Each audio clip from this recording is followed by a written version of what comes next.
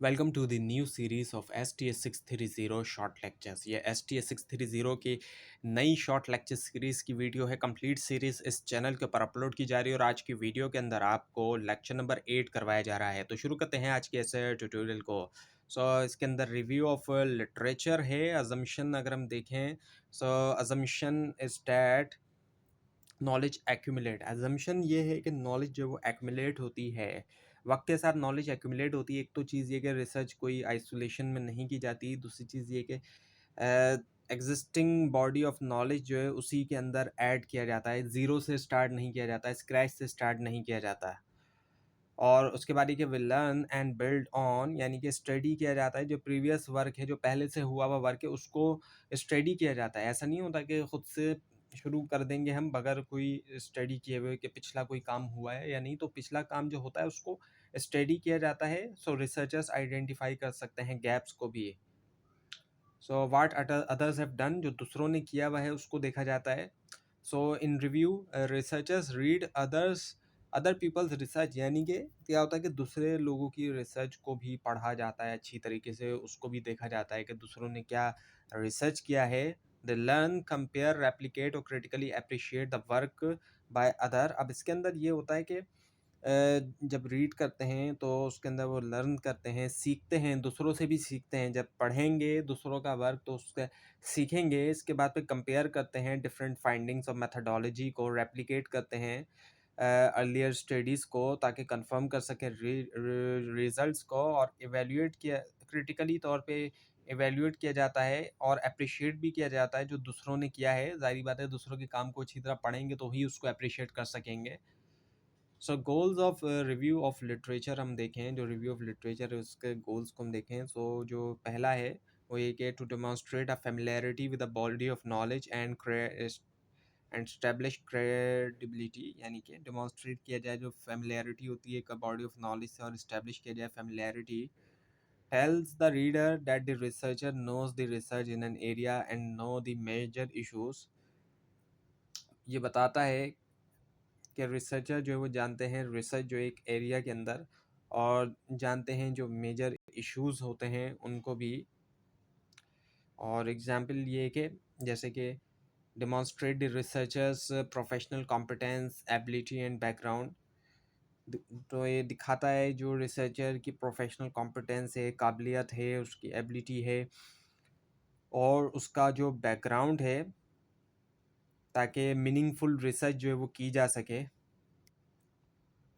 और दूसरा ये कि to know the path of prior research and how the current research project is link to it, यानी कि जो रास्ता है पिछली रिसर्च का उसको जाना जाए और उसको लिंक किया जाए जो करंट स्टडी है या रिसर्च है प्रोजेक्ट है उसके साथ। So review outline the direction, ability and background of research on a question and shows the development of knowledge, places the research project in context, makes a connection to a body of knowledge. तो एक literature review जो है trace करता है कि कैसे topic जो है वो स्टडी किया जा चुके हैं पहले भी, और शो करता है कि कैसे करंट स्टडी कंट्रीब्यूट कर सकती है या फिर किस तरह मुख्तलिफ हो सकती है पिछला जो वर्क हो चुका, गुजर चुका है उससे। और ये प्रोवाइड करता है एक हिस्टोरिकल और कॉन्सेप्चुअल कॉन्टेक्स्ट जो रिसर्च प्रॉब्लम के लिए, और ये हाईलाइट करता है डेवलपमेंट जो नॉलेज की होती है वक्त के साथ, और कनेक्ट करता है करंट रिसर्च प्रोजेक्ट जो है एग्जिस्टिंग बॉडी ऑफ नॉलेज के साथ। और इस एग्जांपल अगर हम लें तो वो ये कि अगर प्रीवियस स्टडी ने शो किया मिक्स रिजल्ट रिलेशनशिप के बारे में जो मोटिवेशन और जॉब स्टडी के दरमियान है, तो हो सकता है कि करंट स्टडी का एम हो के क्लैरिफाई किया जाए इस रिलेशनशिप को। उसके बाद ये कि to integrate and summarise what is known in area, यानी कि इंटीग्रेट किया जाए और समरी भी दी जाए जो कुछ जाना गया है एरिया के अंदर। Tells where prior studies agree disagree, where questions remain unanswered and no reinvention of the wheel, no wastage of effort, indicates direction for future research। Literature review combine करता है पास स्टडीज़ ताकि प्रोवाइड कर सके comprehensive summary जो field की, और ये highlight करता है कि कहाँ प्रीवियस स्टडी एग्री करती है और कहाँ डिसएग्री करती है, और अनआंसर्ड क्वेश्चन या जो रिसर्च गैप है इनके ऐसे जिनका पहले आंसर नहीं दिया गया था, या फिर गैप्स कुछ कुछ चीज़ें मिसिंग थी, और अवॉइड किया जाता है, ज़ाहिर बात है, री इन्वेंटिंग द व्हील, यानी कि एक काम पहले से ही हो चुका है और अगर कोई स्टडी नहीं कर रहा पिछला वर्क तो उसको पता ही नहीं चलेगा कि पहले से क्या चीज़ ईजाद हो चुकी है। तो स्टडी करना से ये फ़ायदा होता है कि वो री इन्वेंट द व्हील नहीं होता, दोबारा से एक चीज़ को नहीं बनाया जाता या रिसर्च नहीं की जाती जो पहले से ही हो चुकी है। सो इसी वजह से वेस्टेज नहीं होगी फिर एफर्ट की, टाइम की, रिसोर्सेज की। और उसके अलावा ये कि ये बताता है फ्यूचर रिसर्च डायरेक्शन। तो इस एग्जांपल लें तो कुछ ऐसी हो सकती है कि एक रिव्यू जो ऑनलाइन लर्निंग का शो करता है कंसिस्टेंट एविडेंस के फ्लेक्सिबिलिटी इंक्रीज करती है सेटिस्फेक्शन, लेकिन डिसएग्रीमेंट है कि क्या ये इम्प्रूव करती है एकेडमिक परफॉर्मेंस भी। उसके बाद ये कि to learn from other and stimulate new ideas, दूसरों से ज़ाहिर बातें सीखा जाएगा और स्टिमुलेट किया जाएगा न्यू आइडियाज़ को। So researcher benefits from other efforts, जो एफर्ट्स हैं उनसे भी फ़ायदा हासिल किया जाता है। रेडीमेड टेक्निक्स होती हैं, ऑल्सो डिफ़िकल्टीज़ भी होती हैं, blind alleys replication to overcome previous limits.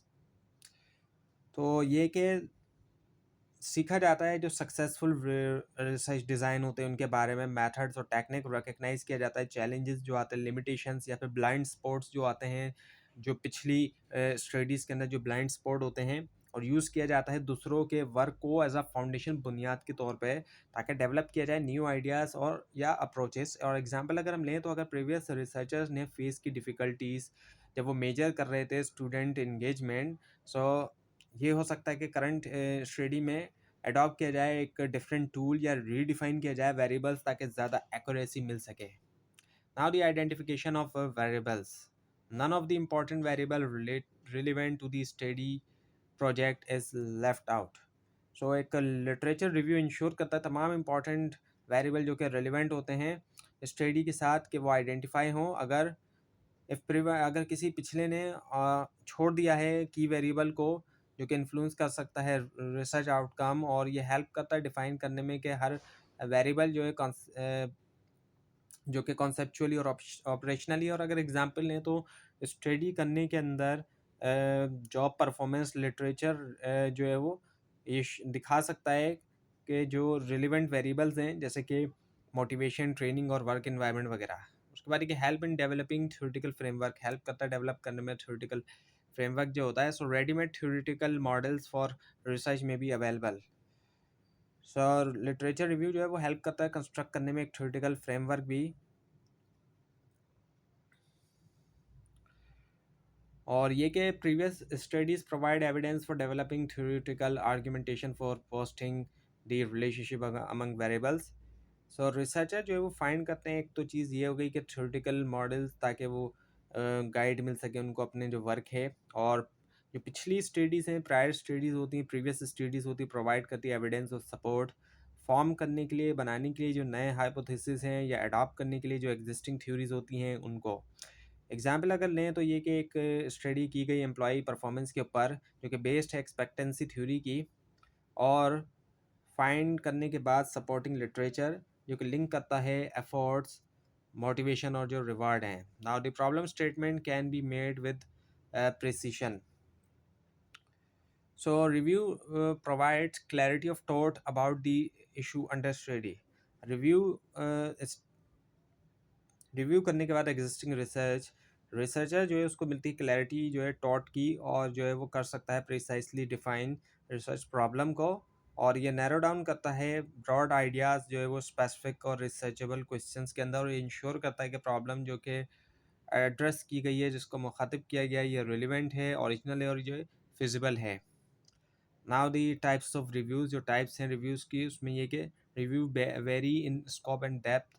Scope और डेप्थ के हिसाब से हम देखें तो रिव्यू वेरी करते हैं, उनमें फ़र्क आता है। ईच में हैव डिफरेंट गोल्स, और हर किसी का जो है वो डिफरेंट गोल जो है वो होता है। सो हर तरह की टाइप जो है वो सर्व करती है कि स्पेसिफिक गोल, और कंट्रीब्यूट करती है डिफरेंटली तौर पर रिसर्च प्रोसेस के लिए। सो 6 टाइप्स ऑफ रिव्यूज़ हम देखते हैं। पहला है self study review. Self study में क्या है कि increase the readers confidence, demonstrate research familiarity with an idea, and not only others have credibility of the research, but also the researchers develop self confidence.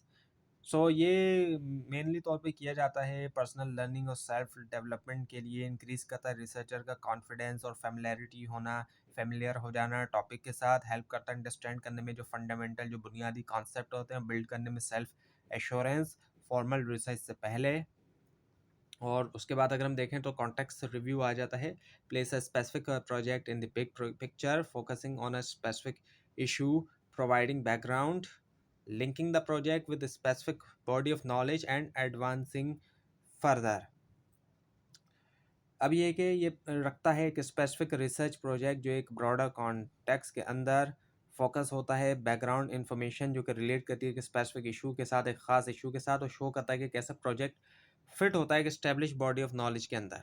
Not historical reviews. अब historical reviews अगर हम देखें so trace the development of an issue over time, यानी कि वक्त के साथ how a particular issue और थ्योरी हैज़ इवॉल्व। सो अब इसमें ये कि ये ट्रेस करता है जो डेवलपमेंट हुई एक आइडिया की, कॉन्सेप्ट या थ्योरी की हुई, वक्त के साथ साथ हुई, ज़ाहिर बात है उसमें वक्त के साथ साथ होती है डेवलपमेंट जो भी होती है। और शो करता है कि जो कैसे जो अंडरस्टैंडिंग होती है एक टॉपिक की, वो किस तरीके से वक्त के साथ इवॉल्व हुई है। यूज़फुल है आइडेंटिफाई करने के लिए ट्रेंड्स, टर्निंग पॉइंट्स या फिर जो पैराडाइम शिफ्ट्स होते हैं फील्ड के अंदर। The theoretical review, so compare different how different theory address an issue, किस तरीके से, यानी कि ये कंपेयर करता है किस तरीके से डिफरेंट थ्योरीज जो वो एड्रेस करते हैं एक ही इशू को। और evaluate different theories for surrounding soundness of their assumptions, logical consistency and scope of explanation. Researcher में integrate two theories form a hybrid.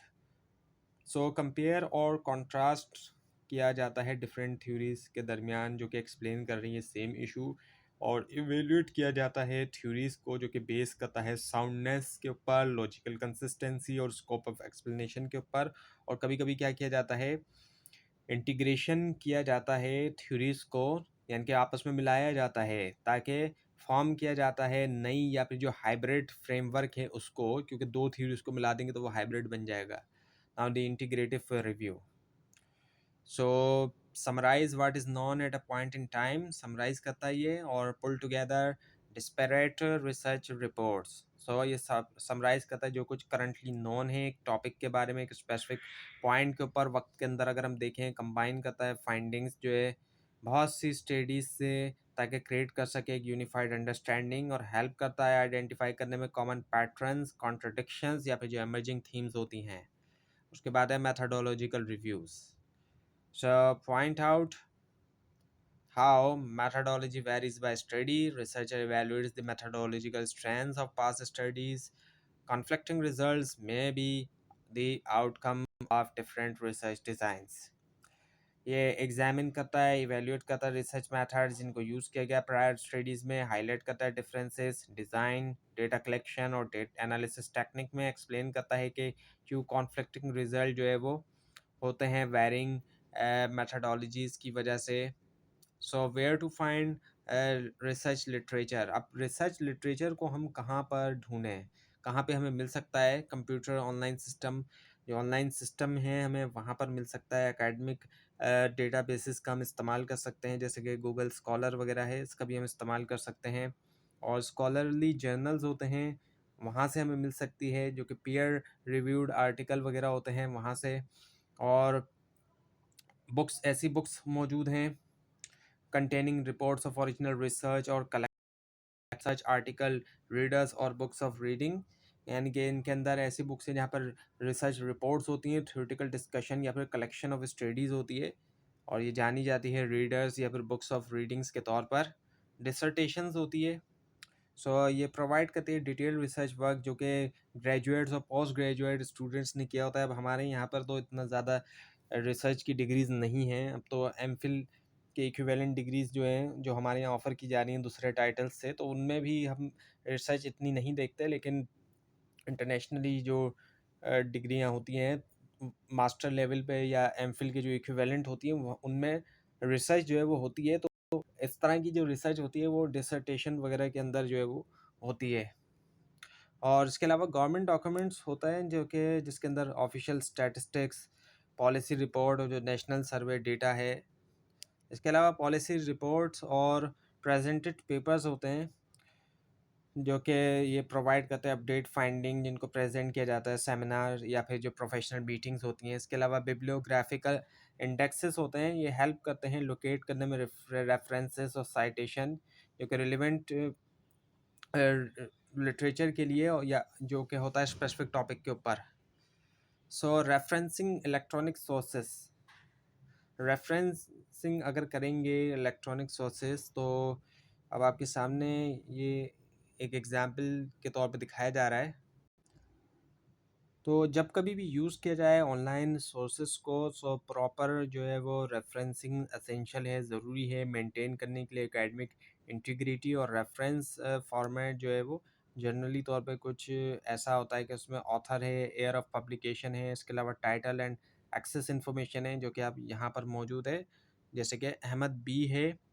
और आगे एयर आ गया, इसमें 2006 आ गया। और इसके अलावा फिर इसका टाइटल आया था कि technology and immediacy of information हो गया, ऑनलाइन आ गया। और जो है वो एक्सेस के लिए भी बता दिया गया है, अवेलेबल HTTP, और फिर वेबसाइट का भी इसमें बता दिया गया है। सो ऑल हमेशा इस बात को इंश्योर करें कि जो सोर्स है वो क्रेडिबल है, ऑथेंटिक है और वेरीफाइबल है, इससे पहले कि उसको शामिल करें अपनी रिसर्च में। तो ये थी आज की वीडियो। आपको इस बारे में कोई क्वेश्चन हो और अगर इसके अंदर कोई मिस्टेक भी दिखाई दे, ज़रूर हाईलाइट कीजिए। और इस पूरी सीरीज़ को देखने के लिए और एग्जाम्स की प्रिपरेशन के लिए इस चैनल को सब्सक्राइब कीजिए, बेल आइकन के ऊपर क्लिक कीजिए। Thanks for watching this video and best of luck.